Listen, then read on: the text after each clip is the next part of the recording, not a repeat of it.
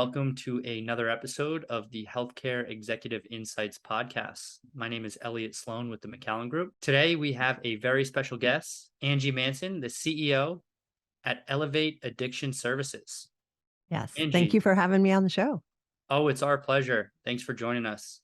So, Angie, tell me a little bit more about your professional background and what led you to create Elevate Addiction Services. Well, the short version is I started drinking and using at a very young age, 11 years old, and I went down a bad path pretty young. So by the time I was almost 20, only 20 years old, maybe 21 years old, I was facing a lot of trouble, and I was given the option to go to rehab or go to prison, and I opted for rehab. And fast forward 28 years later, I'm still here. So I stayed, I worked, I got out of all the issues that I'd gotten into, learned every facet of the organization, got into counseling clients myself, and eventually took over from our executive director and have been running down that path for a while. We were another program for 20 years, a nonprofit, and decided to sort of venture out on our own. And so about 8 years ago, we created Elevate Addiction Services, which with my 20 years experience and knowing, good practices that we knew were going to work to help people get over their addiction, we put those into practice, tracked our outcomes, and here we are today with Elevate. And that's pretty much the quick version of where we're at. Sure. So you can really relate to these patients that are coming through the program. You've been in their shoes, you've been at your lowest points of your life, and you were able to crawl back, and not just crawl back, you came back swinging. Absolutely. And built an army of like-minded individuals. We used to think of it as a negative mark against us because, I think people would say, oh, you're just, rehab run by a bunch of former addicts. What do you guys know? It's like, well, what don't we know? We actually know because we've been there, we've experienced it from both sides, and we know how to help people who are like us and seeking help, and how to have compassion, but also hold them accountable and not let them be the victim of their addiction. And so it probably every single graduation we hear clients say it's so refreshing to have people who understand us being the people that deliver service to us. Absolutely. It makes a lot of sense. And you're really developing a culture from within as you're able to get people back on their feet. And then those people are inspired to want to help others that have been in their shoes. So it's the power of serving. And I'm sure people really learn that through your program. Absolutely. And giving back. And a lot of people feel like they've done a lot of damage and they want to sort of make up for that. Yeah. And the other thing that's really been great about what we do is we're removing the stigma of, once an addict, always an addict, or, who are these people to society? It's like, well, what they are is people who've overcome massive adversity, and now they're amazing people who are out there helping others. So we're really trying to shift the viewpoint of the world, which is, used to be very negative connotation to have been an addict. People would hide it. It was like, HIPAA, like, don't mention who's here. Like, we want to, pretend like this isn't happening. But now I think with more people coming forward with their own recovery journeys, as well as like with us, where we're employing them and they're helping others, we're coming out of that stigma into we're actually better than a lot of people because we've overcome mass adversity and now we're kicking ass in life. Sorry. Absolutely. Couldn't agree more. So in your opinion, how connected are mental health issues and substance abuse? I mean, I see it, especially since the pandemic, it has risen incredibly. But I absolutely believe, and Elevate has helped prove this, that if we can tackle them kind of as the same thing, they can overcome both. So for example, we started doing outcome studies the day we started Elevate, and they would check for things like depression, anxiety, happy, sad, just all 1,000 questions. And then they, through the program, will answer these questions. And then after they leave, continue to answer these questions. And the thing that shocked me the most is by people coming in and handling their addiction all those side effects that they were struggling were handled as well when they left the program. No more depression, no more anxiety, or very little. All the things that were they thought were mental health issues were really just side effects of their addiction. Sure. And by putting and pouring into themselves and doing the work for 2 months, it handled all that stuff. So besides getting sober, they've handled a lot of their mental health issues. So it sounds like a big part of your program is dealing with the voices in your head, so to speak, finding mindfulness and really focusing on mental exercises to constantly be embedding positivity into your subconscious mind so that when that voice triggers, it's time to go get a drink, time to crack the bottle, time to do whatever, those mindful practices are able to stop that thought in its track and say, here's why we're not going to do this. Yep. 100%. You practice playing the tape forward. Like, I could go do that, but what is going to happen if I did do that? You start to like look at the longer, yes, it'll feel real good for a second, but then look at all the stuff that's going to happen that I'm going to have to clean up afterwards. And so you start to really, like you said, utilize the mindfulness to sort of work through some of those triggers. And the cool thing about mindfulness is you could take it with you anywhere. Like, you could be, in the Sahara Desert and get triggered by something, and you're like, I've got this tool with me and I could utilize it. And the other big thing that we use is we really try to get people to, and this helps with mental health almost more than anything on the planet, is exercise, infusing their bodies with moving every day, getting sunlight, pouring into their overall health so that they're feeling better, which has them doing better. When they're doing better and they're feeling better, they're looking better, which makes them feel better. And we Yeah. get all those things going again that they used to need a chemical or something to create that feeling. They now Yeah. know how to generate that feeling in themselves naturally. So, how do we as a country, as a society, combat the growing drug and alcohol addictions? I think it's got to be twofold, threefold. First thing I would say is society needs to realize that we are being overly medicated. Everywhere we look, if you don't like how you feel, take something. If you don't like how you feel, take something. If you don't like how this is going, take something. Everything is just getting us more and more and more medicated.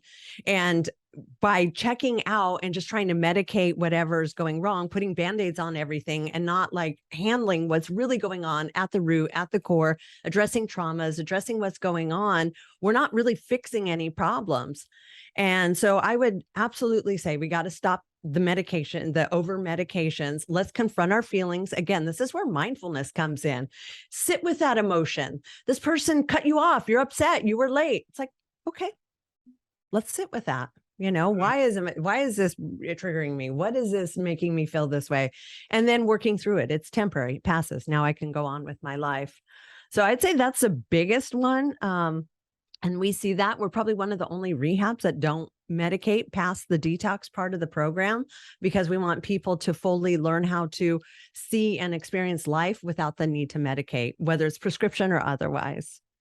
What are your thoughts as far as big pharma taking more responsibility with people's addiction to prescription medications, specifically opioids? We all know there's a pandemic. Do you think they've taken enough responsibility for this opioid pandemic, I'll call it?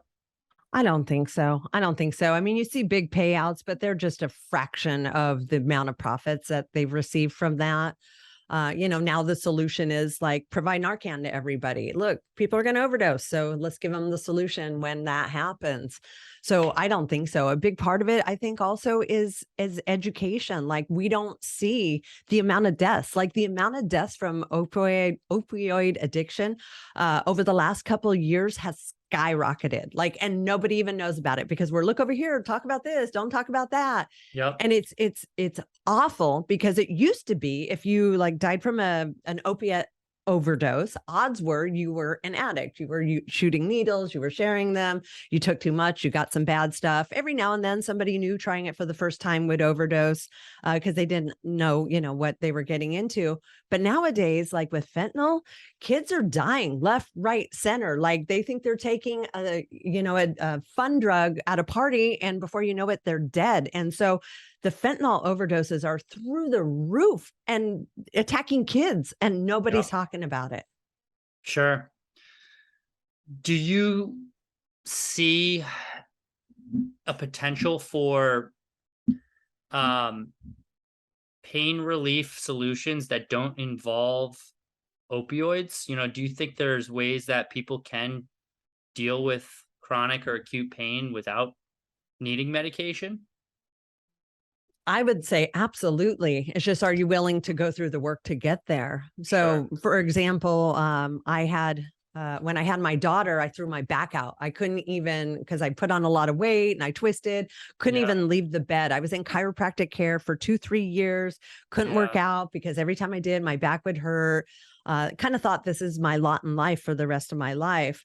And then, my group at work, they started getting into CrossFit, and I'm like, oh, I don't really think I could do that. I got this heart condition, I got this back condition, I got all these problems, but it was so much fun. I didn't want to miss out either. So I'm like, okay, I'm going to go, but I'm going to modify everything. And of course, the first year there was a lot of trips to the chiropractor, a lot of, pains and aches and things like that. But within second year, now I'm only going if I'm getting an injury. 3 or 4 years into consistency of working out and taking care of myself, I haven't been to the chiropractor in years. And Sure. so building my body strong enough to sort of prevent and handle any long-term issues has been key for me. And I think it could be for a lot of people, but it takes work and it takes consistency. And I don't think a lot of people want to wait that long. And so, they want the quick fix or the quick solution. Yeah, unfortunately, I don't think many people are willing to put in the work, even if you explain to them the benefits of these healthier lifestyles and healthier eating and exercise. It just seems like as a society, we are getting more and more unhealthy physically and mentally every year that goes by. Yep, Um, absolutely. so tell me about your operation at Elevate Addiction Services. How many patients are you helping? So we have a couple different centers. We also, one of the cool things we did with the pandemic is we pivoted, and we had literally just opened up an outpatient center in Tahoe, which is where one of my 30-day program is. And with the pandemic, we immediately had to shut it down, but we pivoted to a virtual outpatient. So I would say between the two centers plus the virtual outpatient, we're helping anywhere, probably about 80 people a week between the two centers and Wow. the virtual outpatient. Yeah. Yeah. I mean, and I would love to help even more people. We're here, we're long-term treatment. Like I said, we utilize exercise and non-medication. We use mindfulness, and it's a totally non-traditional kind of program, but our success rate is through the roof because it not just gets people sober, but it gets them winning in life, which, Oh, you see a lot of people get sober, but they're kind of miserable and they're kind of white knuckling it. And they're kind of like, not happy. really living because they're scared. Yeah. This makes them like ready to go tackle life and be sober doing it. Your mind is such a powerful tool and it could do so much damage in your life, or it can literally make you limitless if Right. you know how to train it properly. Yeah. And a lot of that is the subconscious mind. And it's, what we feed the conscious mind that really is going to impregnate the subconscious mind.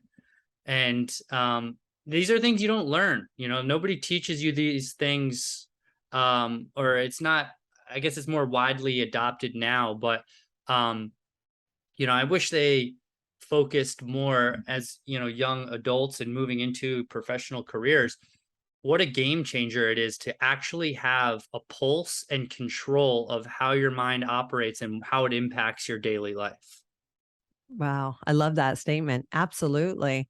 Well, and I think where we fall down is consistency, where it's like, oh, this is inconvenient. It's a pain in the butt. And you don't get that high because we're always leaving ourselves a little back door, a little cheat, a little rest day, a little this, a little that. And we're not getting to the good stuff because we're not stringing together a long enough duration of doing the right things. I mean, it takes like 66 days is the stat to create a new habit. So, like when you're talking about overcoming addiction, didn't happen overnight. You spent years getting into that condition. So to think that it's going to change overnight is crazy. So you need to give yourself a long enough runway of changing all those negative habits into positive habits where you start to feel the real compounding effects of positivity going forward. Absolutely. And it's amazing. I've done a few 60, 90. I think I've done the longest would have been a 4-month detox without alcohol. Nice. And your brain is so much sharper. It retains so much more information, and you just have a whole nother level of clarity when you're not putting toxins into your body on a weekly, multiple times a week basis for my case. I Absolutely. was shocked on how much better I felt the first time I did a real, like, 90 plus day commitment to getting full 8 hours of sleep, eating right, running as many days out of the week as I can, and just cutting alcohol off the menu. Yep. Yep. It's that consistency. That's where the magic comes in. It's not just being a weekend warrior or only on special occasions. It's creating that long stretch of time where you just hit like another gear. It's phenomenal without any kind of induction of alcohol, weed, pills, whatever it is, just like straight stone cold sober for as long as you can go. It's just amazing what you can achieve with that. Do you feel as a society we over celebrate alcohol? Oh, for sure. I mean, 50% of our clients are in there for alcohol and young people too. It's inducted at a very young age as acceptable. The commercials. I mean, look, even during the pandemic, it was considered essential. Like the alcohol stores were left open, health food stores were shut down, but the liquor store was remaining open. And so absolutely it's celebrated. And it's hard because it's like a good time, a bad time, a celebration, a holiday, a bad day, a weekend. Like you can find an occasion anytime to use alcohol. And it's totally socially acceptable. It's not like you're doing cocaine, it's like it's totally socially acceptable. Yeah, and I don't think people are really knowledgeable on the damage it's doing to them short term and long term. Absolutely. I've been shocked because we've had people, young people, and I mean like early 20s coming in detoxing from alcohol, and we do a full-blown medical detox with them, as with everybody. And long after, I would say delayed effects, a week or two later, the hallucinating, thinking people are their fathers, their mothers. And we're Wow. like, I know this guy snuck something in because why is he having these weird delayed effects? He's only 20 something years old. He was only on alcohol. They must have snuck something in. And we're drug testing him. And it's like, no, there's these weird, like, yes, they don't even talk about the amount of effects and damage that just alcohol is doing to people, young and old. That's good. I mean, people spend a fortune on healthcare. These insurance companies, we Right. all know, are making billions and billions of dollars. They need to step up and put more resources and make sure they're covering everyone out there who's suffering from mental health or substance abuse. I mean, it's obviously a massive problem and it hits everybody's home. I mean, everyone in America knows someone who's died of an overdose Mhm. or has had a divorce because of alcoholism. It's close to home for everyone. And it's Yeah. kind of crazy to think that a lot of people struggle to find um, the help they need because they don't think they can afford it. Right. Well, and here's the other thing with the constant changing of healthcare is their deductibles just keep going higher and higher and higher before the insurance company is willing to pay. And Yeah. now the insurance companies are starting to, well, they're not starting to, but it's very noticeable how many less days they're willing to authorize. It's like, Yeah. here's what sucks. You have somebody who's in jail. They're like, I don't want to go back to jail. I just got this DUI. Spent 5 days here. I need to get into a program immediately. Insurance looks at that and says, you're sober. You don't need rehab. I will not approve. They will not approve paying for their rehab. And it's like, this person's trying to do the right thing. They need the help. They happen to be sober just because they were in jail. It's like, yeah, but you haven't used in 2 days, so you don't qualify for us paying for your program. Wow, that's So crazy. yeah, yeah. And so, what do you tell that person? And then you as a provider can't tell them they're not paying you because you're sober, because then you're violating their policies. You just have to tell them, sorry, you just have to take it up with your insurance company. And obviously, we're not going to tell somebody, listen, go get drunk over the weekend, then we can take you in, because I would never tell somebody to do that. But I these are didn't. the positions that people are being put in because Wow. although health insurance will pay, they're also, 3 days into detox, it's like, oh, we're going to drop their level of care. 10 days into residential, oh, they're good. You said they had a good day, so we're going to drop them to outpatient now. Rat them out and put them on your outpatient. Give them some Suboxone if they want, some medication and some outpatient, and they're going to be fine. And so that's what's happening. It's like, although they're paying, they're like reducing the amount of days that they consider that people need the help. And then it's hard to find good help, because what, are you fixed in 20 days? Like, no, No, you not were even just close. overdosing 3 weeks ago. You're not fixed in 20 days. And it's kind of foolish for the insurance companies because, if they're not helping these people get healthier and get on a good track, there's more health issues, more serious health issues coming down the road that is going to, create failures in internal organs and, you know, high blood pressure, heart attacks, whatever it may be. And Liver then damage. Yep. it costs the insurance company a lot more when somebody's in the emergency room and in a hospital because their bodies have completely failed because they continued the drug use because they couldn't get into the program to get the help they need. Absolutely. And we've tried to go to them with these statistics, these stats. Look at our retention. Look at how much better they do when they're put in a quality program that actually cares about it. If you extend the amount of days that you're willing to cover them, look at like how less money you'll be spending down the road. But there's so many layers and people and situations. It's very difficult to ever even get to a decision maker to say, to make your point. There's definitely another agenda there, and it's not our greatest good for our personal health. That's for sure. Yeah, I think health insurance is designed to confuse and to lead you into a dead end, Yeah, absolutely. unfortunately. I know. I know. And it sucks because then people get upset with us. Like, you told me, this 70 days would be paid for. And we're like, sorry, your insurance like cut you off at day 7. Like, we do extend, if they're close to the end of their program, we'll definitely continue to deliver service because we want somebody to finish the entirety of the program. We don't want to say your insurance is done paying, so you're out of here. Yeah. So we really, in our best efforts, try to give people the product that they're come for. But when the insurance is like, not willing to help them, it's very difficult for us as a business to not abide by them, or else we would be bankrupt. Yeah, you're kind of at that mercy, which is terrible because Right. unfortunately they are publicly traded and their number one goal is not to help patients live their best life. That might be the service that they're providing, but that's not their number one goal. It's to maximize profits and returns for their investors and their Yep. stakeholders. 100%. 100%. And that's been a really tricky game that we've had to learn. Back in the day, we did cash only and we would bill to the best of our ability and it was reimbursement. But if your insurance didn't pay, then you paid for the cash. But then it became impossible to compete with other rehabs and people who are now with the having to pay so much for their health care.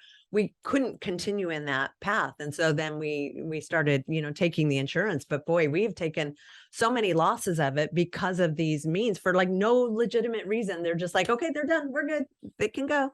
Like, That's wow. crazy. So yeah, it's almost like, and then you got to play their game. It's like, well, no, they're not really doing that good. I mean, they said they had a good day, but we think it's imposter syndrome, whatever it Yeah, is. yeah. But just because we are trying to fight for the patient's best interest. Yeah, you got it.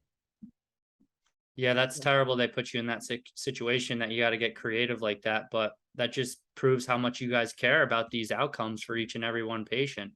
Absolutely. Absolutely. And I wish they would too, because then we might not be in this epidemic that we're not talking about. Because again, their idea, what they would much rather do than pay for residential long-term program is to, give up those, that fentanyl and that alcohol you're on. Here, let us give you our legal drugs.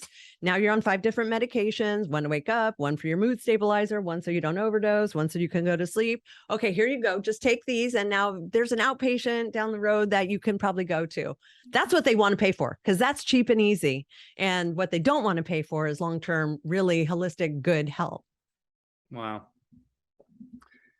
So tell me about any technologies that have helped you and your patients. I imagine you've done telemedicine through the pandemic. Uh, what is your experience like with virtual consults? Has telemedicine been effective for you guys? And are there any other tools that you're using on a technology level to streamline care? Yeah, so that was a big change for us with the pandemic, is going virtual with our virtual outpatient, as well as we had a lot of staff go virtual because we wanted to limit the amount of people coming in and out of the facility for Yeah. safety reasons and whatnot. And so even now, a lot of our, like, say, counseling will be done via Zoom or FaceTime or, an iPad. So that has been really big. And one thing we're starting, which we're really excited about, we're kind of piloting it.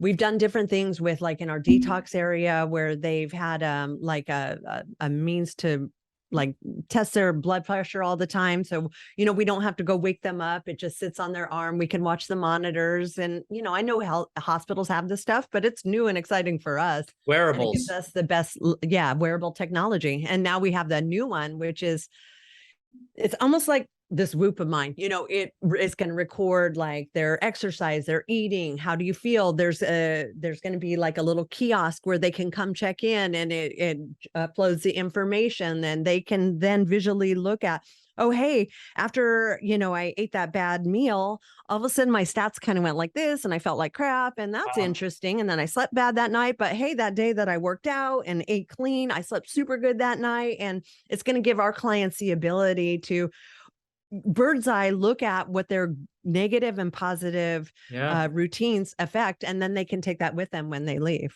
Do you see people being able to go from an extreme abusive relationship with alcohol to finding a way to keep it in their life to some degree?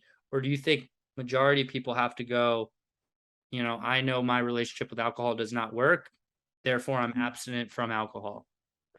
Yeah, I've seen it go both ways. I think it's always a slippery slope, because what kind of person are you? Does that, just on a special occasion turn into, just on a Friday night turn into, and I think it's a constant check and balance. But I've definitely seen people, and probably more so, people who maybe didn't have a problem with alcohol. They just did Coke and fentanyl and this and that. And it's like, well, they can go back to possibly, casually drinking, but it's definitely also a gateway drug. And I think when you have that addictive personality, it's always sort of playing with fire. But definitely I've seen people who were able to do it, but I would never co-sign or say you should do that, just because you don't ever want to give somebody a loaded gun and say, I think you got this. So So I will leave you with this question. A lot of our audience is private practice owners, providers of different specialties. Some may have recently opened up their new practice, left a hospital system. Some may have been in business for many years. What has been your growth strategy that has been most successful to attracting and converting new clients, new patients, and getting your brand out there? I would say the biggest thing is pivoting. You just have to constantly grow and change with what's happening in the world, what's happening in our sector, what's happening in the insurance companies. Like, you can't ever just say, this worked super good, so we're always just going to only do this. It's like, you got to constantly And it's not, I mean, I don't feel like it's an ego thing. For other people, it is like, this is best program. What do you mean? We've always done it this way. It's like that stuff has got to go. You've got to constantly keep your finger on the pulse of what's changing, how to get ahead of it, how to keep modernizing it or making it more applicable for today, as opposed to just this is the way it's always been done. And that's hard for people, especially when they've experienced success in a different way, to not want to keep doing it that way. Yeah, that makes a lot of sense. You can never get complacent, and you got to always be ready to change directions and roll with the punches, so to speak. Um, Absolutely. what we've learned is, the providers who went to medical school, they're brilliant as far as treating patients and providing high quality healthcare, but a lot of them didn't go to business school, Yeah. and they have a really hard time putting a well-oiled machine together when it comes to the business of their medical practice. Oh, yeah. I could see that. I mean, having a team is the most important thing. Like my team, I would say we have about 18, 19 executives, all of which have been with me 10 years plus. So we're like a well-oiled machine, because I certainly don't know how to do everything. In fact, most of us were taught, but it's like having that good community and team where you uh, bring people in to have the strengths that are not your own. That is the Of key. course. So I would definitely recommend to them, like, build a strong team and supporting cast and do what you love to do, and leave that stuff to everybody else who that's what they love to do. Well, kudos to you and your team. It sounds like you're doing amazing work and you're touching a lot of lives and their families. So you should be very proud of what you've done so far. And I can tell with your passion for your business and the patients that you treat, you will continue to grow and scale and help many more families. Awesome. Thank you. Absolutely. I mean, I've been doing this 28 years. Where am I going to go now? Like, this is my life. I love it. Thank you. Yes. We wish you guys the best of luck. Awesome. Thank you. And thanks for having me on your show. Thanks, Angie. It was our pleasure. Have a good one. You too.